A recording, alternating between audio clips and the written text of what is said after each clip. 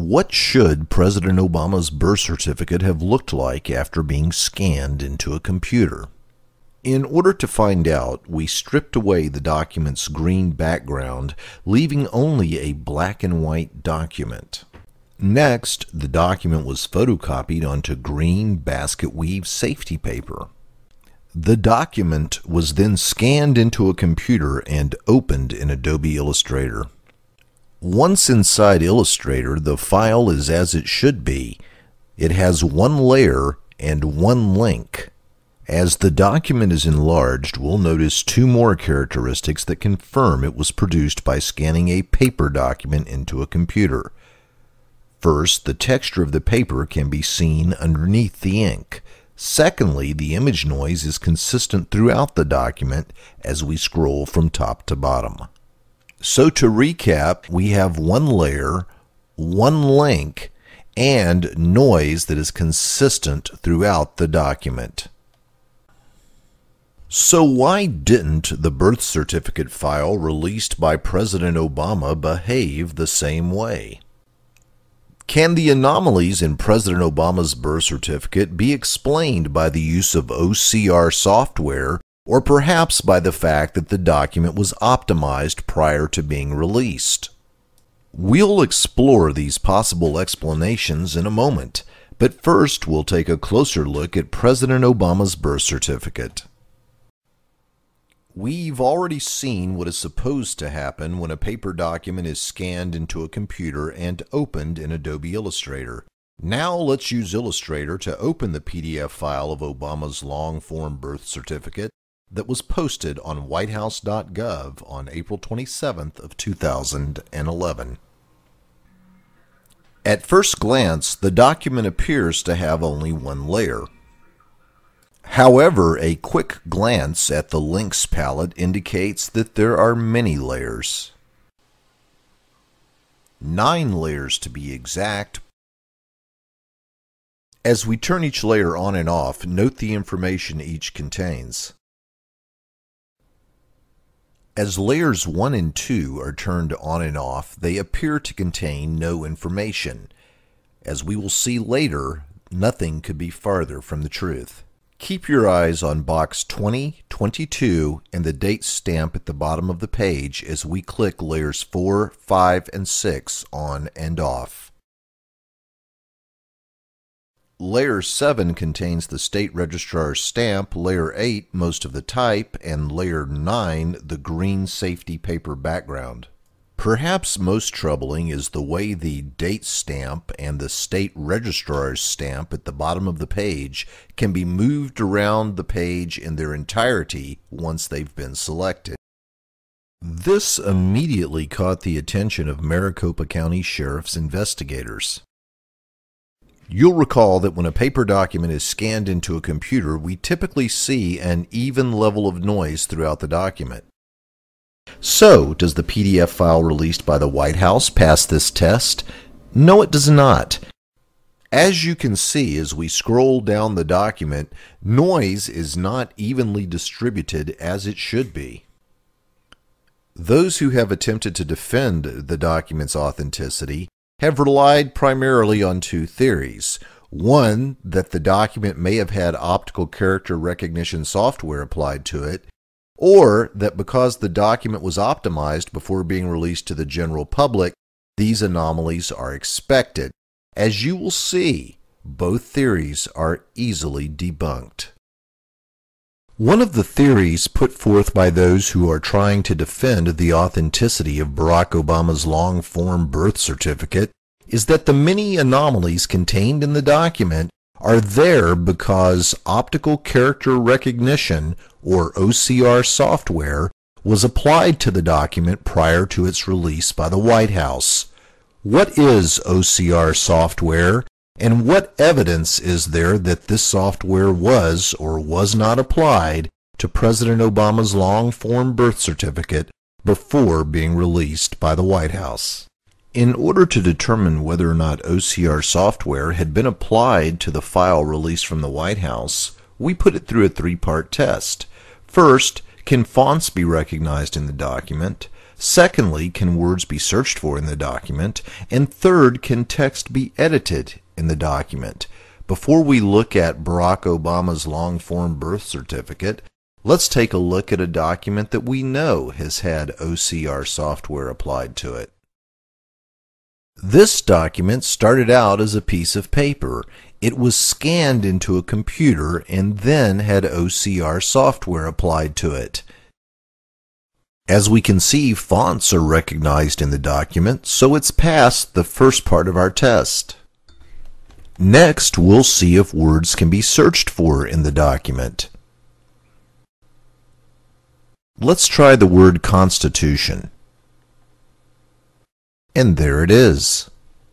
The document has now passed the second part of the test. Now we'll see if text within the document can be edited.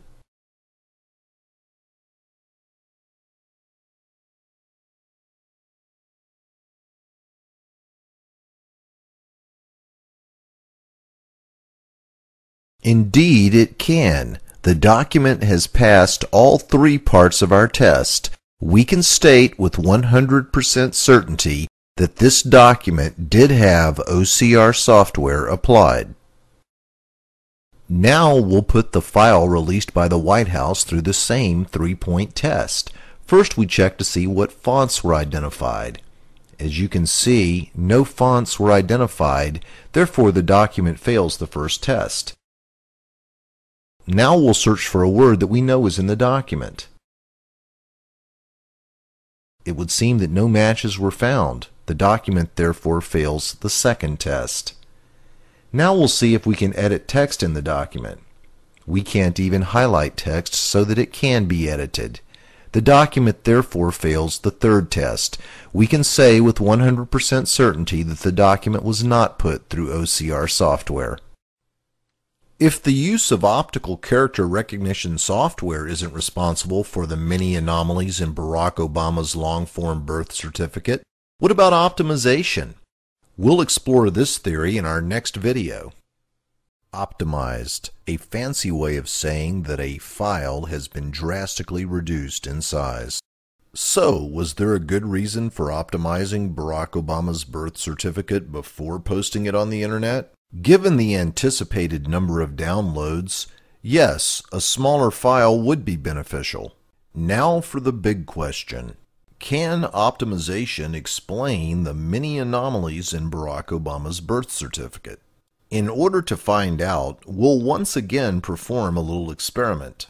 You'll recall that we took Barack Obama's birth certificate, removed the green background, then photocopied it onto green basket weave safety paper. Next, we scanned it into a computer. This time, we also optimized the document. We'll now begin a series of comparisons between the control document and the one released by the White House. Let's start with a look at layers. Optimization produced 45 layers in our control document, which is to be expected with a document of this complexity. The document released by the White House had only 9 layers. Now let's look at the green safety paper background. As we look at this sped up version of layers in our control document being turned on, you'll note that the green background layer is divided over many layers. This is to be expected as a result of the optimization process. The birth certificate released by the White House has 100% of the green background on the 9th and final layer. As you have seen by looking at the control document, this is not an expected result of optimization and implies strongly that the green background layer was created on a computer and inserted behind the other layers as the last step in the computerized document creation process. And now we'll look at the registrar's stamp and the date stamp. The date and the registrar's stamp are contained in part on layer 1. I'll lift layer 1 off of the document so you can see. There you go, part of the date stamp, part of the registrar's stamp. Now the date stamp is also contained in part on layer 7 and on layer 27. The registrar stamp, in addition to being contained on layer 1, is also contained on layer 6. Note that both stamps took some of the green background with them. Suffice it to say that the date stamp and the registrar stamp in a document that has been optimized cannot be moved around the document in one piece at will.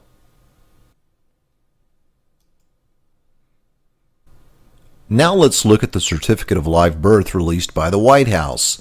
As you can see, both the date stamp and the registrar stamp can be moved anywhere you want in one piece. No green background going with it, lifted cleanly off the document. As we know from our previous example, this is not caused by optimization. Now let's look at the white halo issue. As we look at our control document, we can see that there is no white halo effect caused by optimization. Even as we zoom in and look closely between the letters, we can see that the white halo effect does not exist, and therefore cannot be blamed on optimization. As we zoom in on the document released by the White House, we can see the white halo effect throughout the document. And while we do not know what caused this white halo effect, we can state with confidence that it was not caused by optimization. There are numerous ways a white halo effect can be manufactured within Adobe Photoshop.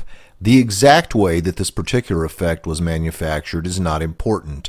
All that is important is to note that when you scan a document into a computer and optimize it, a white halo effect is not produced. In conclusion, we can state that while optimization can result in a layered document, the layers found in Barack Obama's long-form birth certificate are very dissimilar to what we'd expect as a result of the optimization process.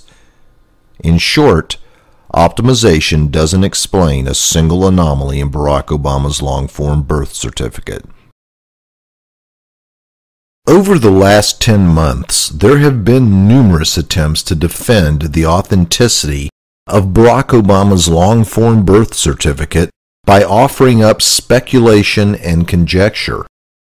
Unlike those who defend the authenticity of the document, we were not willing to merely speculate or engage in conjecture. Instead, we created our own control document and scanned it into a computer.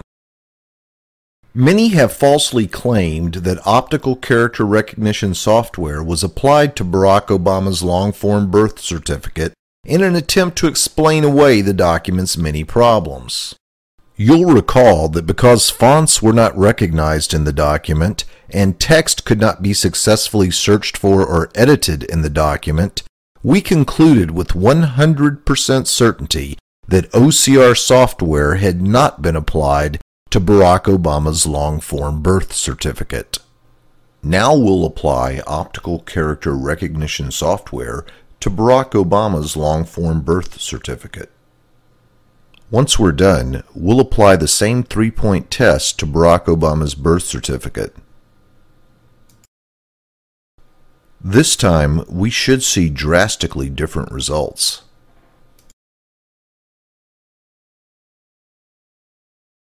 First, we'll look under the Properties tab to see if fonts were recognized. As you can see, they were. Next, we'll see if we can search for a word in the body of the text. We'll choose the word live since we know that it's there. And as you can see, the word was quickly found. Now we'll see if we can edit the word that we found. As you can see, once a document has had OCR software applied to it, you can edit text with ease. Many have also incorrectly suggested that optimization is the panacea for all that ails the long-form birth certificate. But optimization produces layers very different from the layers found in the long-form birth certificate released by Obama. The document released by the White House had only 9 layers. Our control document had 45 layers after being optimized. All attempts to replicate the layering effect through optimization on the long-form birth certificate or a document of similar complexity have resulted in considerably more than 9 layers. In instances where a low number of layers has been produced, the documents being optimized have typically been rather simple in nature, as when author John Woodman used a page from Little Red Riding Hood. In addition to the number of layers being different between the long-form birth certificate released by the White House and our control document, there is another very important difference regarding the layers. As we turn on all 45 layers of our control document, you'll note that there seems to be no rhyme or reason to the organization.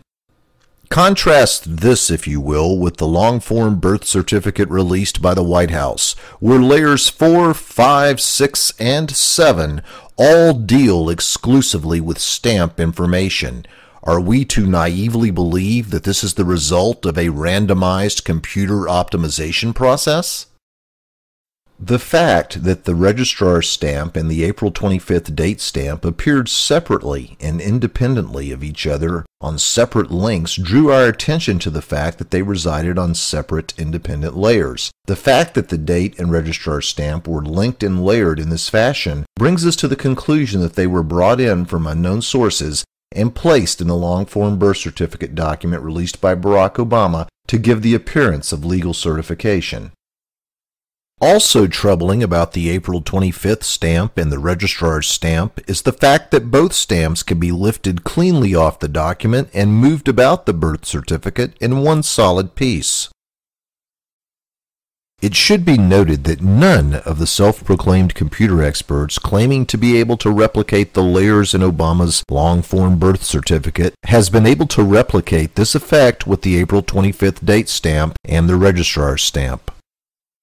This document is far too problematic to discuss all of its issues in one press conference. Please note that the issue we are most concerned with is that of the date stamp and the registrar's stamp, which appear to have been imported from unknown outside sources.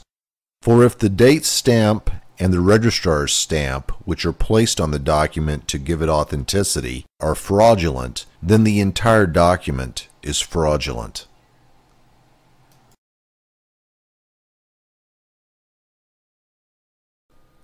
Was Barack Obama's Selective Service card really received by the post office on July 29, 1980?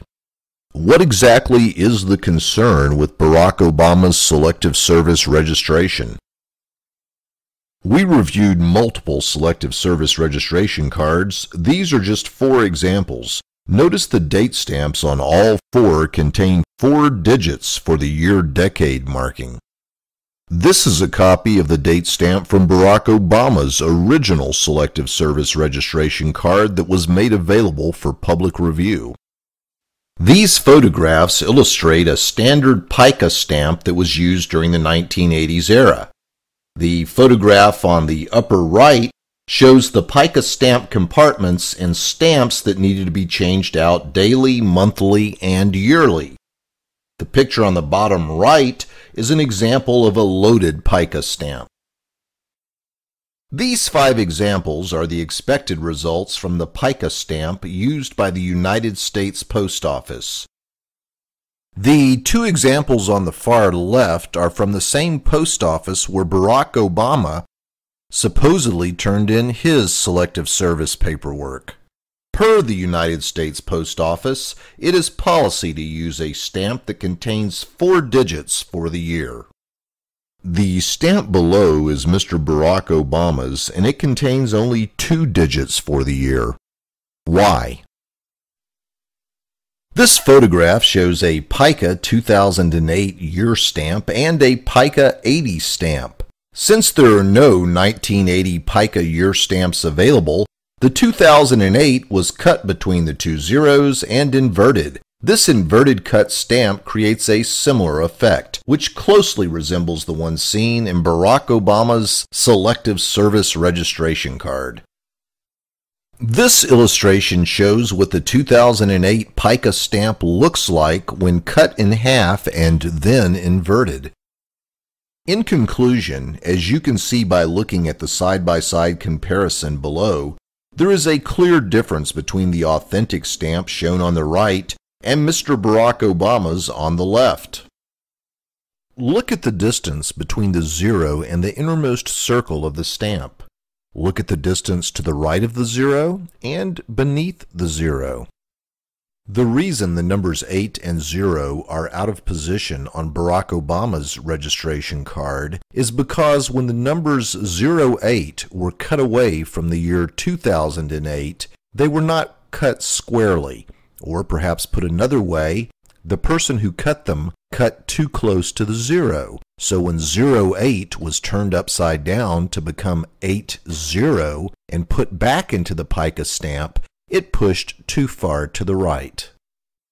In what is becoming a clear pattern for documents that are essential to the documentation of Obama's life narrative, the Selective Service card isn't just forged, it's poorly forged.